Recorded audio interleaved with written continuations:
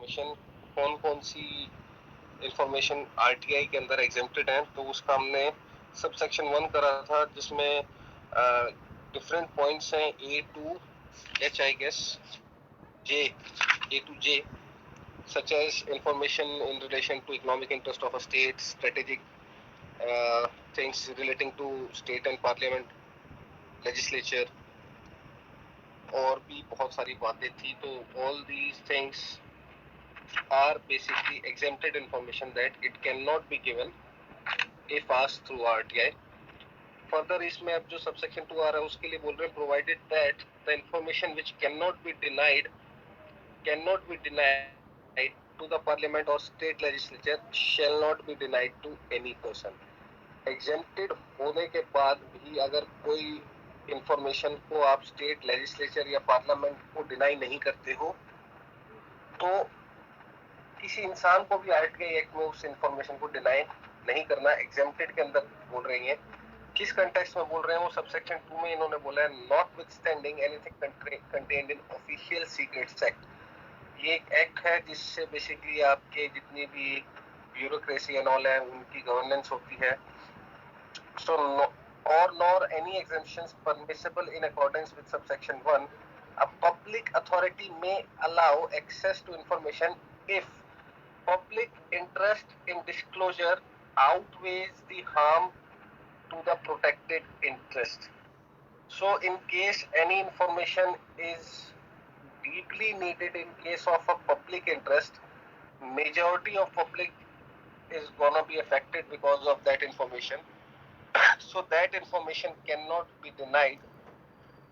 ये exempted clause के अंदर बोल रही हैं. दो information is exempted, इसलिए इन्होंने बोला था information that is given to parliament or state legislature shall be given to the people also, because if any such information contains or creates larger public interest and it outweighs, वो आउटर्न कर जाता है the harm to the protected interest.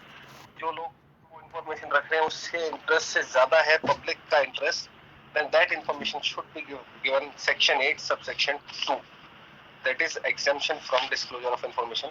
Still information can be given though it is exempted, only if it is proved or it is thought that the public interest of masses are involved.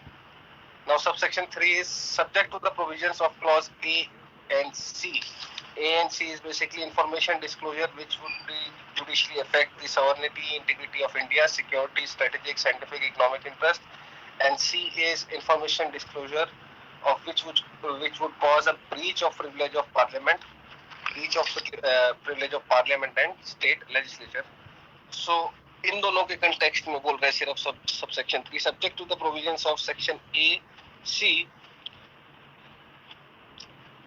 any information relating to any occurrence, event or matter which has taken place, occurred or happened 20 years before the date on which the request is made under section 6, that is request for obtaining information, shall be provided to any person making request under the said section. दो A और C, A is basically आपका जो था, that is I am again reading information disclosure to which would prejudicially affect the sovereignty, integrity, security, strategic, all these are after commas, scientific or economic interest of state or foreign state that lead to incitement of an offense.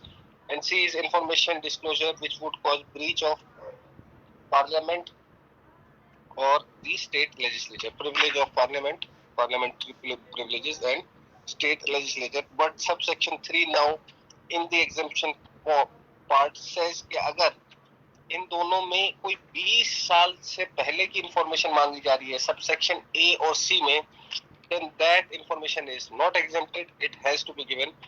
Again I am reading subsection 3, subject to the provision of clauses A and C. Subsection 1 के जो आपके ए और सी मैंने read out करे, all the strategic, sovereignty, integrity वाला part and privileges of state legislature and parliament, इनकी जो information है relating to any occurrence or event or matter which has taken place or occurred 20 years before on which the request is made under section 6 shall be provided to any person making such request.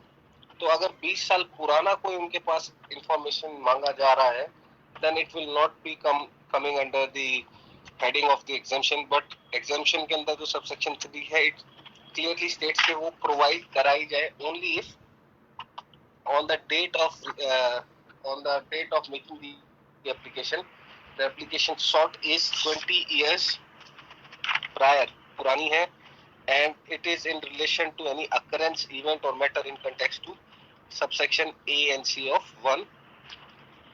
So provided that where any question arises that the date from which the set period of 20 years has to be computed, the decision of central government shall be final and subject to the usual appeals provided for this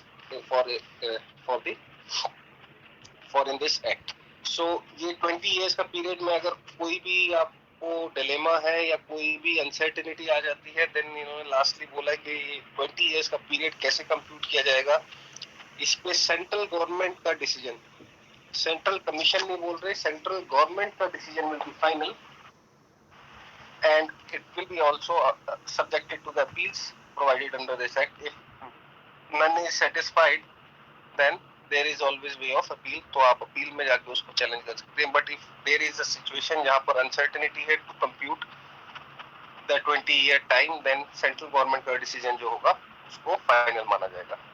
hope it is clear आपको कि exemption वाला section क्या है पूरा. किसी को कोई doubt, एक रीडिंग दे लेना भाई, डाउट हो तो विल डिस्कस इट टुमारो और इन द नेक्स्ट लेक्चर जब भी आपको स्टार्ट करेंगे उससे पहले एक बार इसको क्लियर कर लेंगे दोबारा से. Now next section is section 9 that is grounds for rejection to access in certain cases. तो ये था कंप्लीटली एग्जाम्पशन का, जिसके अंदर लास्ट के दो सबसेक्शन कह रहे हैं कि एग्जाम्पशन होने के बाद भी अगर पब्लिक इंटरेस्ट की बात है, मासेस की जो आउटरन कर रही है बाकी सारी चीजों को, तो वो इंफॉर्मेशन दी जाए. और एक सबसेक्शन 3 था जो शुरू में ए और सी 1 के हमने देखे थे, दो दे आर एग्जेम्प्टेड, बट अगर उनमें 20 साल पुरानी इंफॉर्मेशन कोई मांगी जा रही है then it has to be provided, उसको फिर हम एग्जेम्प्टेड नहीं ट्रीट कर रहे हैं. This was all about section 8. Section 9 is grounds for rejection to access in certain cases.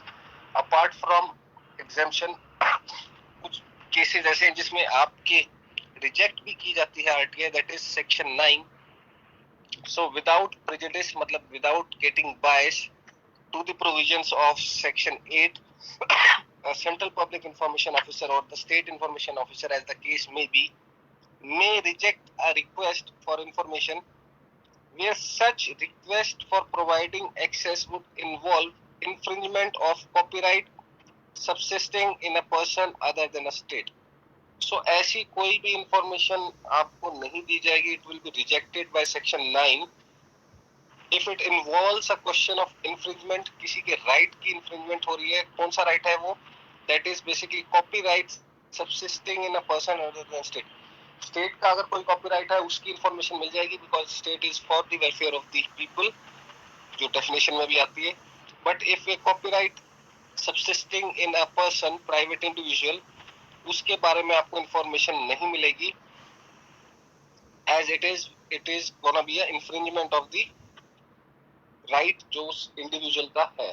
सो 9 के अंदर सिर्फ और सिर्फ एक ही पॉइंट पे रिजेक्शन का इन्होंने क्लेम डाला है, that is request for providing access would involve an infringement of copyright subsisting in a person. So जहां पर भी ऐसी कोई रिक्वेस्ट मांगी जा रही है then it will be definitely denied on section 9 of RTI.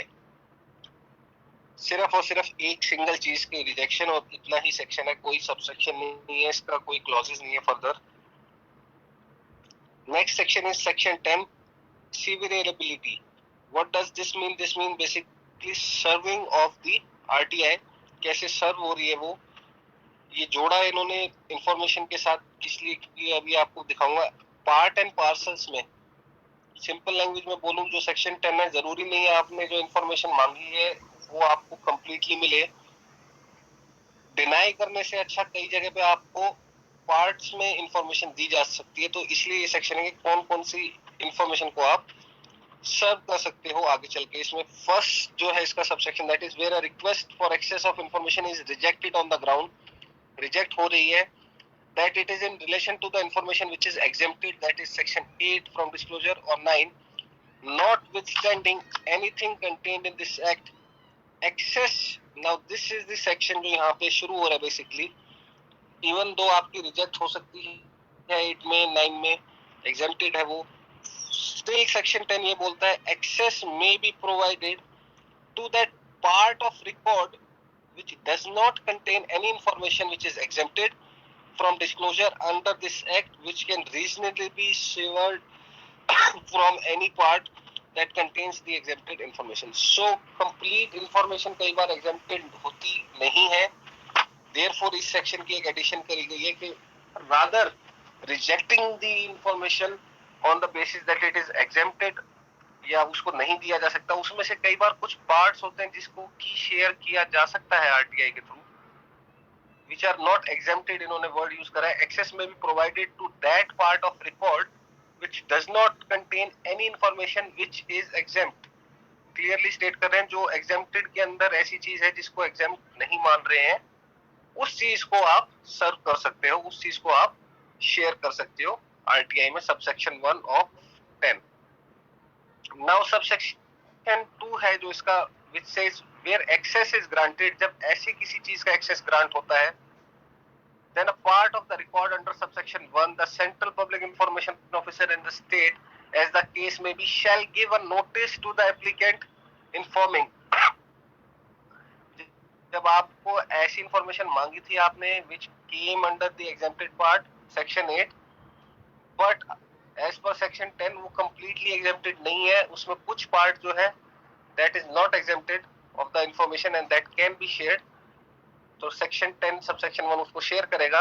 And 10 का सबसेक्शन 2 कह रहा है कि सीपीआईओ एनएसपीआईओ जो public information officer state and centre है, they shall give a notice to the applicant, उनको नोटिस देना होता है टू द एप्लीकेंट जो इंफॉर्मेशन सीख कर रहा है, किस चीज का, first that only part of record is requested and after severance of the record containing information which is exempted from the disclosure is being provided. वो आपको बताएंगे कि आपको सिर्फ एक पार्ट की इंफॉर्मेशन दी जा रही है, that too after severance, that means जो एग्जेम्प्टेड इंफॉर्मेशन थी उसके अंदर ये वाला पार्ट एग्जेम्प्टेड नहीं है, तो हम आपको सिर्फ इस पार्ट की इंफॉर्मेशन प्रोवाइड कर रहे हैं on the request. This is the first thing जो आपको नोटिस में वो बताएंगे।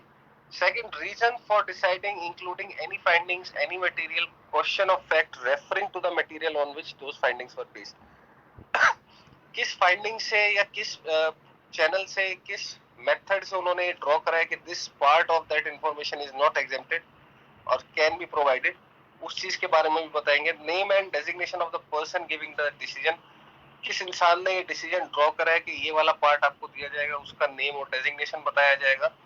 The detail of fee calculated by him और हर and the amount of fee which the applicant is required to deposit in case of any further fee, अगर आपको deposit करनी पड़ेगी for that information, उसके बारे में आपको बताया जाएगा। Lastly, his or her right with respect to review the decision regarding non-disclosure of the part of information, the amount of fee charged or the form of access provided including the particulars of the senior officer specified under section 19 जो आगे चल के commission के हैं, that is basically Central Information Commission or the State Information Commission, not officers, Public Information Officer नहीं है ना, commission की बात कर रही है। As the case may be, the time limit to process any other form of access. So his or her right, last point कह रहे हैं, with respect to review the decision regarding non-disclosure, जिस चीज को डिस्क्लोज नहीं करा गया है तो उसके कंटेक्स्ट में जो भी इंफॉर्मेशन कर रहा है उसके हिज और राइट क्या बनते हैं, the amount of fee charge जो चार्ज की गई थी, और the form access provided including the particulars of the senior officer. Further आपको एक फॉर्म भी प्रोवाइड किया जाएगा which will include senior subordinates, that is basically the commissions, and also उसके अंदर टाइम लिमिट भी बताई जाएगी, process and other form of access, आप कैसे एक्सेस कर सकते हो उसको, कोई डिफरेंट फॉर्म हो अवेलेबल किसी और लॉ के थ्रू, दैट ऑल्सो, आपको कितना टाइम लिमिट मिलेगा उस चीज को एक्सेस करने के लिए, and process. So basically section 10 जो है आपका, that deals with the information जो कि होती एग्जेम्प्टेड है, वन थिंग, बट उसमें part of that information is not following under the exemption, तो कंप्लीट इंफॉर्मेशन एग्जेम्प्टेड है, बट उसके पार्ट्स को आप गैदर कर सकते हैं आरटीआई में, तो वो देने के लिए सेक्शन 10 है। सब सेक्शन 1 उसका यही कहता है कि जो इंफॉर्मेशन उस एग्जेम्प्टेड में पार्ट में नहीं है एग्जेम्पशन के अंदर, that should be provided, and sub section 2 कहता है प्रोवाइड करने पे central public information officer and state public information officer को सर्टन नोटिस देना होता है या इंफॉर्मेशन शेयर करनी होती है with the applicant, that is कि आपको ये वाला पार्ट दिया जा रहा है, इतना हम दे सकते हैं, ये एग्जेम्प्टेड नहीं है। देन ऑल्सो रीजंस हमारा क्या था उसको फाइंडिंग को इस पॉइंट पे आने के लिए कि ये वाला पार्ट ही बस हमारा जो है it can only be given, बाकी नहीं दे सकते, बाकी एग्जेम्प्टेड ही रहेगा। Name and designation of the officer, जिसमें ये कंक्लूजन ड्रॉ करा है कि ये वाला पार्ट दिया जाए सिर्फ, and also any fee if required वो दी जाए, and last is basically your other further details के if you are not satisfied तो आपको आगे चल के क्या क्या करना है। क्लियर है जी? चले नेक्स्ट में। क्लियर है? आज समझ आ रहा है नहीं आ रहा? कहाँ है आशीष? का है नीलम, आशीष, मनीष? जी सर आ रहा है। चलो ठीक है, ठीक है। Next is section 11 which is basically third party information, और थर्ड पार्टी की डेफिनेशन हमने कर रखी है पहले भी। Any person who seeking information not being the citizen of India.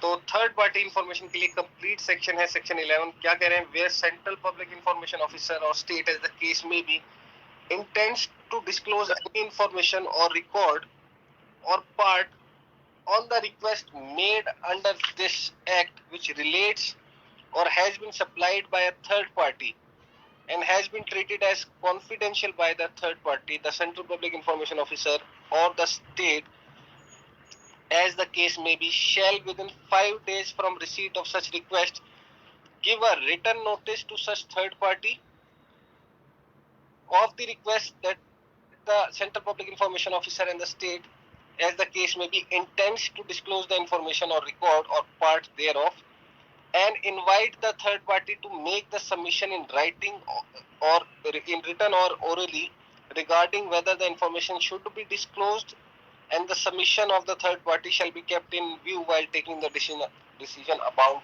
the disclosure of the information. So ये third party के कंटेक्स्ट में फर्स्ट सबसेक्शन कहता है कि in case any information asked involves a third party that is not the citizen, not from the country, then क्या होता है? Any record part, या तो कंप्लीट रिकॉर्ड और पार्ट देयर ऑफ जो मांगा जा रहा है, या तो आपने कंप्लीट मांगी इंफॉर्मेशन या कोई पार्ट उसका, उसको डिस्क्लोज करने से पहले एक रिटर्न नोटिस दिया जाता है थर्ड पार्टी को within 5 days from receiving such application from an RTI applicant, कि आपसे ये वाली इंफॉर्मेशन आइदर कंप्लीटली पार्ट, इन्होंने वर्ड क्या क्या यूज करे हैं मैं देख के बताता हूँ आपको।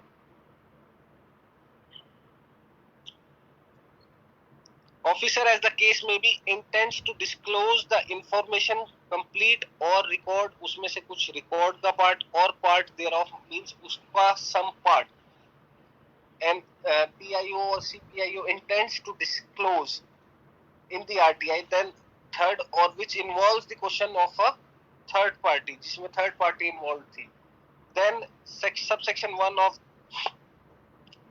11 इज सिंपल कि आपको पहली चीज है 5 दिन का समय देना पड़ेगा एंड एक रिटर्न नोटिस देना पड़ता है थर्ड पार्टी को दैट यू आर इंटेंडिंग। अभी आपने डिस्क्लोज नहीं करी है, वर्ड यूज करा है इंटेंड, दैट मीन्स आप चाह रहे हैं कि आपके पास बीइंग थर्ड पार्टी जो कंप्लीट रिकॉर्ड या पार्ट देयर ऑफ जो भी बातें लिखी हैं इन्वॉल्व है इंफॉर्मेशन, वो हम इंटेंड कर रहे हैं देना। सेकेंड पॉइंट इसी सबसेक्शन के अंदर जो बोला हुआ है that is regarding whether the information should be disclosed. Now क्या वो information देनी चाहिए, and submission of the third party shall be kept in view while taking the decision. Third party उसके context में क्या अपना submission दे रही है कि no please don't give this information or record or part thereof. We try to keep it confidential. This is something जो नहीं share होना चाहिए. So submission of the third party will also be taken care of. This is subsection 1. Further बोलते हैं provided that except in the cases of trade or commerce, secrets protected by law, disclosures may be allowed if the public interest in disclosure outweighs in the importance of any possible harm and injury to the interest of such third party.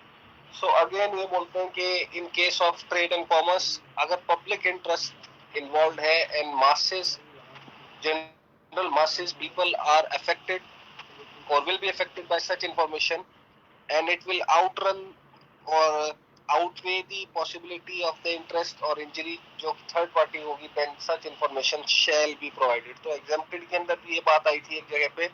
now यहाँ पर भी इन्होंने बहुत अच्छे से बोल दिया है कि अगर पब्लिक इंटरेस्ट आउटवे करता है, आउटवे मतलब उसको ऊपर निकल जाता है, उसको दबा देता है बात को, किस बात को, दैट जो इंडिविजुअल थर्ड पार्टी है उसका इंटरेस्ट जो है, उसकी इंजरी या उसका हार्म बहुत कम होगा, लेकिन अगर इंफॉर्मेशन नहीं प्रोवाइड की गई तो जनरल मासेस पीपल को बहुत हार्म होने वाला है.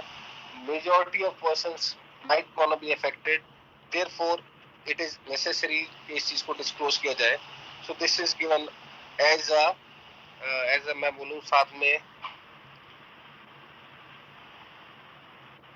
एग्जेम्पशन के ऊपर भी अगर आपको कुछ बोला जाए कि कैसे इंफॉर्मेशन प्रोवाइड हो रही है, दैट मीन्स ओनली एक तरीका, अगर पब्लिक इंफॉर्मेशन जो ली जा रही है that involves greater value than any harm being done to the either the exempted clauses or the third party information यहाँ पे बात करें, and will be helpful and fruitful to many of the people जो कि citizen of the country हैं, तो उस information को दिया जाएगा. उसको ना तो एग्जेम्प्टेड रखा जाएगा और ना थर्ड पार्टी में भी ये बोल रहे हैं कि ना तो उनसे आपने फिर कंसिडरेशन लेनी, क्योंकि इसमें लिखा हुआ है लास्ट लाइन जो हमने पढ़ी थी कि after coming to a conclusion, intent की बात करी पहले कि आरटीआई में सीपीआईओ ने एसपीआईओ ने अपना इंटेंट दिखाया, वो देना चाह रहे हैं इंफॉर्मेशन, तो उन्होंने आपसे बात करी है और आपको नोटिस दिया है 5 दिन के अंदर अंदर कि हमको ये इंफॉर्मेशन आई थी, आपके पास वो नोटिस आता है. Then they ask also from the third party to give submissions whether you intend, कि आप चाहते हैं कि हम दे दें या whether you don't want us to give. तो वहां पर थर्ड पार्टी की इन्वॉल्वमेंट थी, बट एक एग्जेम्प्टेड क्लॉज इसके साथ जुड़ के सिंपल ये बोल रहा है that even if information is in context to a third party in case of a trade or commerce or secrets protected by that law, disclosures may be allowed. Disclosure को allow किया जाए if public interest in disclosure outweighs in the importance of any possible harm or injury to the interest of third party.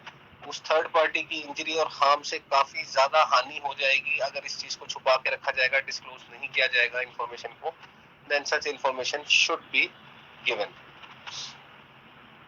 Clear है? ये अभी जैसे मैं देख रहा था कुछ लोग, शायद नीलम ने शेयर करा था, डिफरेंट आरटीआई जो लगी हुई है ऑन सर्टेन ऑर्गेनाइजेशन, जो आप सोचो अगर तो उसमें इंफॉर्मेशन प्रोवाइड नहीं होती. पीएम रिलीफ फंड है जो उसको सीक्रेट रखा जाता है, बट उसमें भी आरटीआई का इंफॉर्मेशन का जवाब आया. दैट मींस ये वाले क्लॉज उस पर लग रहा है कि आरटीआई की अगर इंफॉर्मेशन को वहां पे डिस्क्लोज नहीं करेंगे, it will cause greater injury rather than वो डिस्क्लोजर वाले पार्ट से थोड़ी बहुत, अगर पीएम रिलीफ फंड पे कोई क्वेश्चन मार्क आएगा तो. क्लियर है? बट अगर उसको डिस्क्लोज नहीं करा तो it will harm the general masses और it is harming the interest of the people, तो इसलिए उसको डिस्क्लोज कर रहे हैं. इवन आफ्टर बीइंग, यहाँ की बात करूं तो मैं सेक्शन 10 आपके थर्ड पार्टी के अंदर या सेक्शन 8 मैं बात करूं एग्जामिशन के अंदर की. Sir good morning sir. हाँ जी गुड मॉर्निंग. सर एक क्वेश्चन है, ये जो कॉन्फिडेंशियल या कॉपीराइट की इंफॉर्मेशन होती है ये लाइफ टाइम के लिए कॉन्फिडेंशियल होती है या फिर सर्टेन टाइम के बाद इसको अलाउ कर सकते हैं सर हम लोग डिस्क्लोज करने के लिए? क्या कॉपीराइट की और किस चीज की कह रहे हो आप इंफॉर्मेशन? कॉपीराइट और जो कॉन्फिडेंशियल इंफॉर्मेशन है सर, लाइफ टाइम और after some time we can disclose it sir, ऐसा कोई प्रोविजन है सर? प्रोविजन एज सच कोई नहीं है. कॉपीराइट के लिए तो इन्होंने सिंपल बोला कि it will be rejected by section 9 in case वो कॉपीराइट जो है सिर्फ सिंगल इंडिविजुअल का है, नॉट ऑफ द स्टेट. अगर स्टेट का है तो आपको डिस्क्लोज करना है. टाइम लिमिट इन्होंने जो दी है वो एक जगह पे दी है, दैट इज सबसेक्शन 3 और उसमें दो बातों के लिए टाइम लिमिट दी है जो मैं आपको रीड आउट करता हूं। वो है सबसेक्शन 1 के ए और सी के लिए। ए कहता है information disclosure which would prejudicially affect the sovereignty, integrity of India, security, strategic, scientific, economic interest of the state, relation with foreign state, leading to incitement of an offence. ये तो exempted point था basically. It is exempted as per section 8 subsection 1A. Now C है जो इसका, वो कहता है information the disclosure of which would cause breach of privilege of parliament or state legislature. Constitutional provisions में जो आपने parliamentary privileges पढ़ी हैं and state की भी होती हैं perks, तो उसको भी आप डिस्क्लोज नहीं करोगे। ये एग्जेम्प्टेड थे ए और सी। बट इसी जो 8 का थर्ड है उसने बोला कि अगर ये 20 साल से पहले इनसे कोई इंफॉर्मेशन मांग रहे हैं, जिस डेट पे आप इंफॉर्मेशन सीख कर रहे हो उससे 20 साल पुरानी, then that information should be given. और 20 साल के ऊपर अगर कहते हैं कोई डाउट क्रिएट हो रहा है तो उस डाउट को सॉल्व करेगा central government, and it would be always subjected to appeals अगर कोई भी सेटिस्फेक्शन नहीं हुई तो। हाँ हाँ गुड मॉर्निंग सर। सर जो जैसे कि जो थर्ड पार्टी इंफॉर्मेशन है, थर्ड पार्टी मींस जो हमारा सिटीजन नहीं है, आउट ऑफ कंट्री, तो उसकी इंफॉर्मेशन प्रोवाइड करवाने से पहले एक बार गवर्नमेंट उसको इन्फॉर्म करेगी नोटिस के कि हाँ आपकी इंफॉर्मेशन। सब सेक्शन पहला यही कह रहा है कि उसको इन्फॉर्म किया जाएगा रिटर्न में, रिटर्न नोटिस देके विद इन 5 डेज, जिस दिन पे भी गवर्नमेंट के पास एप्लीकेशन आती है उससे इंफॉर्मेशन सीख करने की, दैट वी आर इंटेंडिंग मतलब हम चाह रहे हैं आपके पास ये जो इन्फॉर्मेशन है वो हम शेयर करें। और उसके बाद जो थर्ड पार्टी है उसको सबमिशन का भी मौका मिलता है, उससे डिस्कशन भी होता है। अगर वो चाहे तो उस पर यस कर सकता है, नो कर सकता है, and government and the third party can come to a conclusion कि कंप्लीट इन्फॉर्मेशन दे दें या पार्ट्स में दे दें, कैसे दें। दिस इज सबसेक्शन 1, जिसके साथ ये भी लिखा हुआ है कि अगर वो इन्फॉर्मेशन पब्लिक जनहित में बहुत ज्यादा जरूरी है, और साथ में लिखते हैं कि इट है outweighs the importance of any possible harm और injury to the interest of such third party. वो कह रहे हैं कि जो भी हार्म या इंजरी होगा थर्ड पार्टी को वो इन्फॉर्मेशन देने में, उससे कहीं ज्यादा हार्म उसको छुपाने में है, then that should be given, उसको प्रोवाइड करना ही होगा।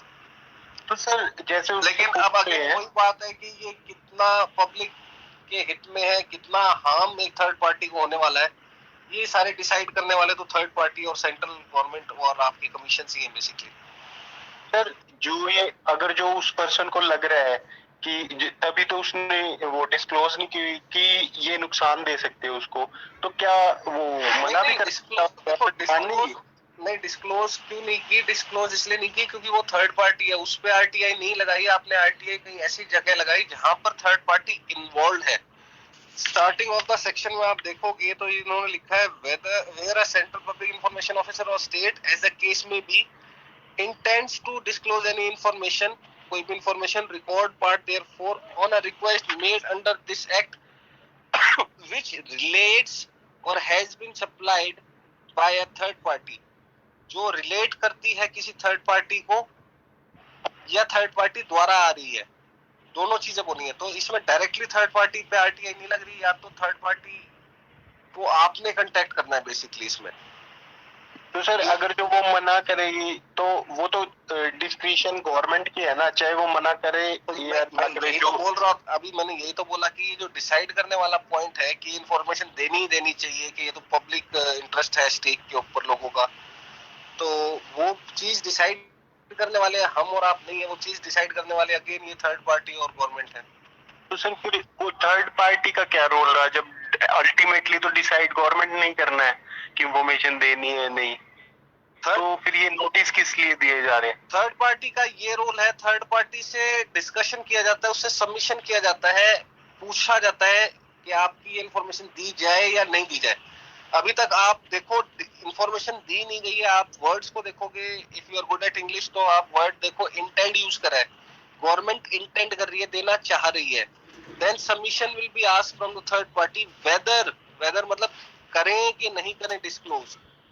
अभी तक यहाँ पे क्लियर नहीं करा है कि डिस्क्लोज करेगी।